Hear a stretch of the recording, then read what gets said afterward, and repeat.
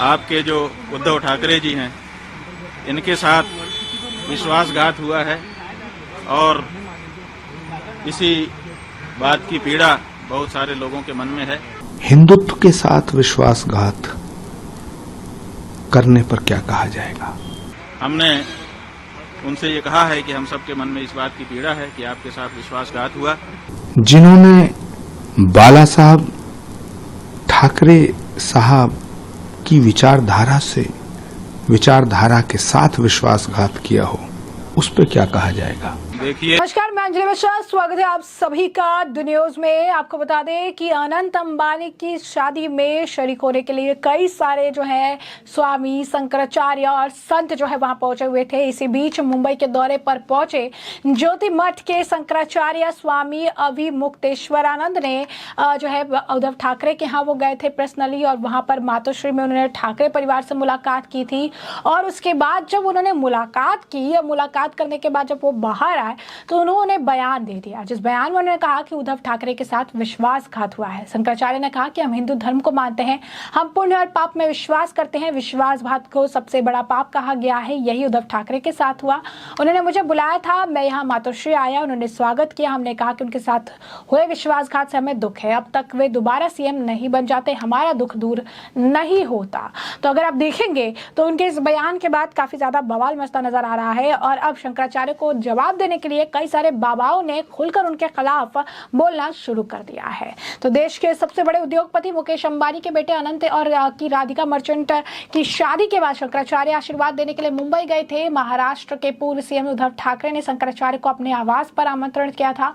ठाकरे परिवार के निमंत्रण को स्वीकार करने के बाद शंकराचार्य मातोश्री पहुंचे थे। जूना अखाड़ा के महंत नारायण गिरी ने अब उन पर पलटवार किया है और कहा है कि शिवसेना प्रमुख ही है जिन्होंने हिंदू और महाराष्ट्र के उप मुख्यमंत्री देवेंद्र फडणवीस को धोखा दिया।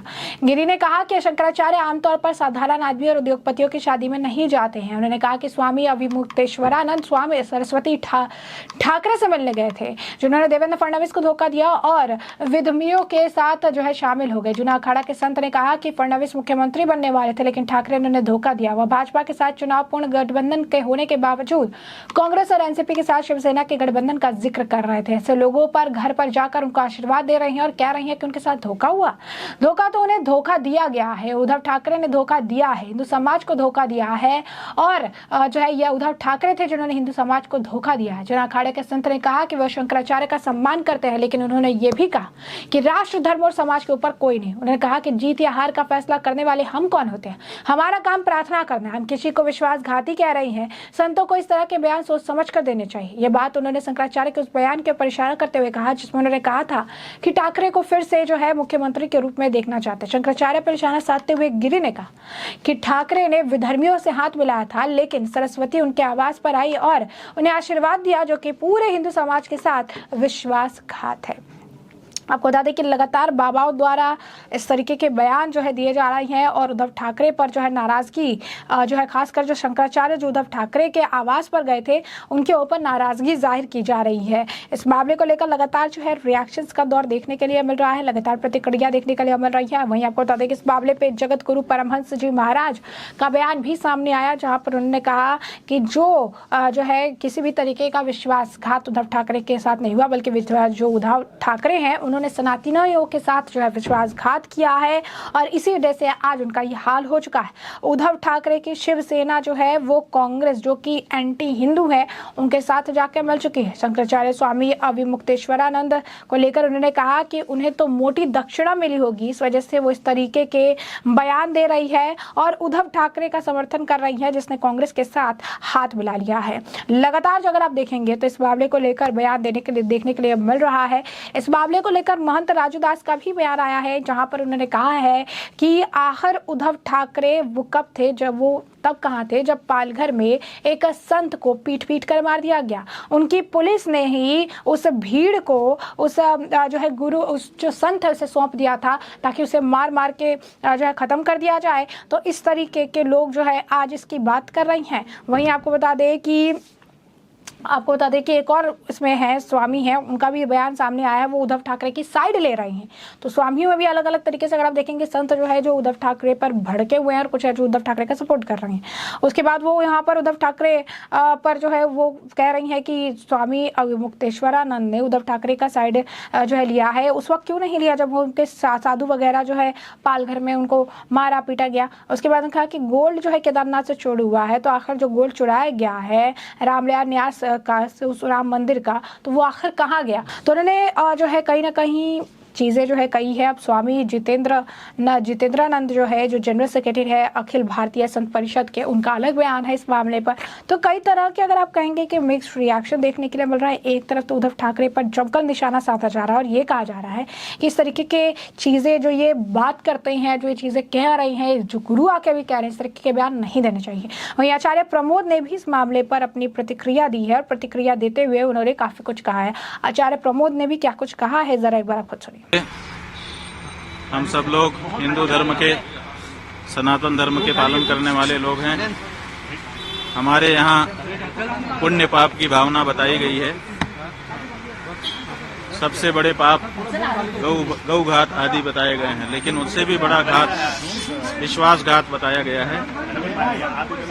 आपके जो उद्धव ठाकरे जी हैं, इनके साथ विश्वासघात हुआ है और इसी बात की पीड़ा बहुत सारे लोगों के मन में है।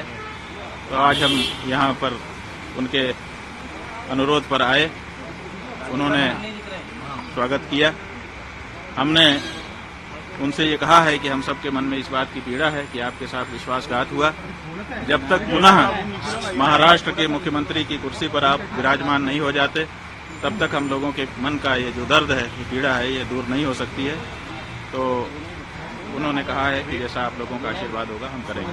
हाँ, वो हमारे पास आए थे, उन्होंने प्रणाम किया। हमारा नियम है, हम लोग आशीर्वाद देंगे, जो आएगा उसको आशीर्वाद देते हैं। नरेंद्र मोदी जी हमारे दुश्मन थोड़े हैं, हम उनके हितैषी हैं, सदा उनके हित की बात कह रहते हैं। जब उनसे कोई गलती हो जाती है तो हम उसको भी कहते हैं कि तुमसे ये गलती हो रही है।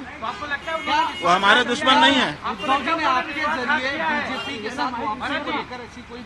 नहीं, हमारे जरिए हम कोई लाइजनर नहीं है। हमको श्रद्धा पूर्वक उन्होंने बुलाया था। हम, जैसा कि हमारा नियम है, श्रद्धा से बुलाने पर जाते हैं।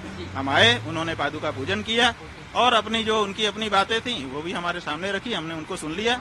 ये जो बात हम कह रहे हैं वो हम अपने मन की बात कह रहे हैं और पूरे महाराष्ट्र की जनता की बात। देखिए, उद्धव ठाकरे जी के साथ या देवेंद्र फडणवीस जी के साथ विश्वासघात हुआ, किसके साथ विश्वासघात हुआ, इसका फैसला महाराष्ट्र की जनता करेगी। लेकिन हिंदुत्व के साथ विश्वासघात करने पर क्या कहा जाएगा।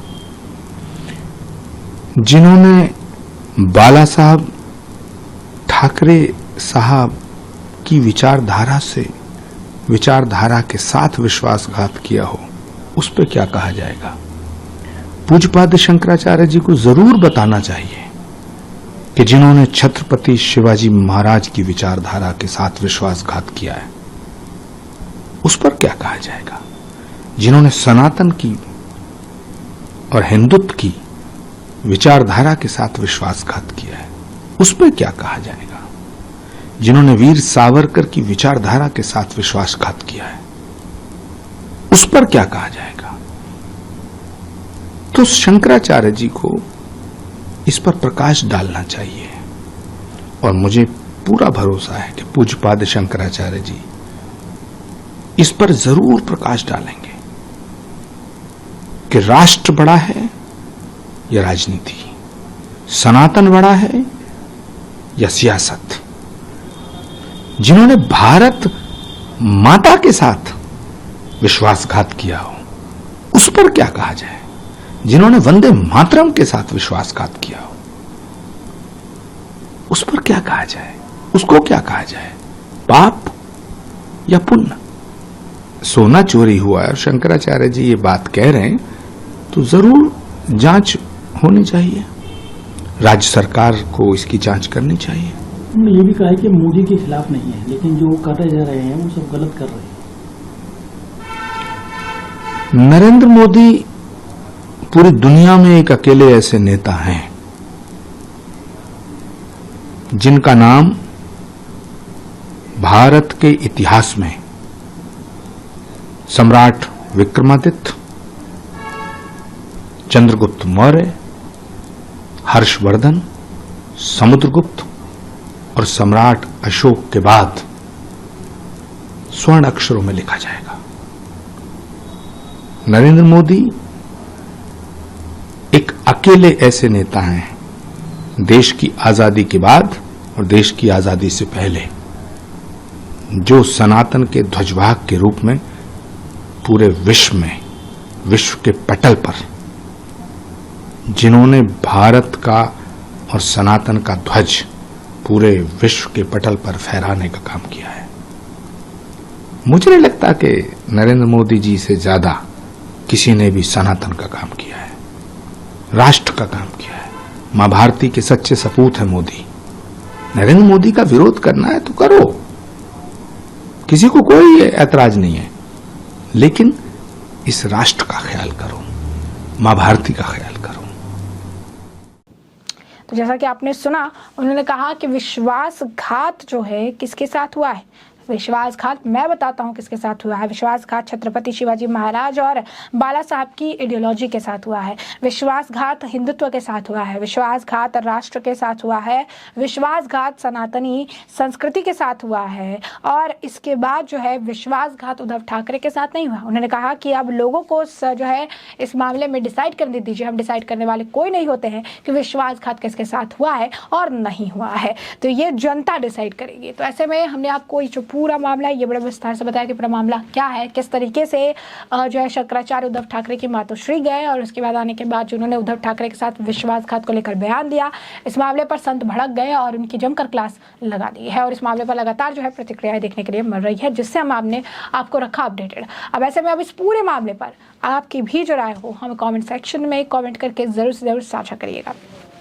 धन्यवाद।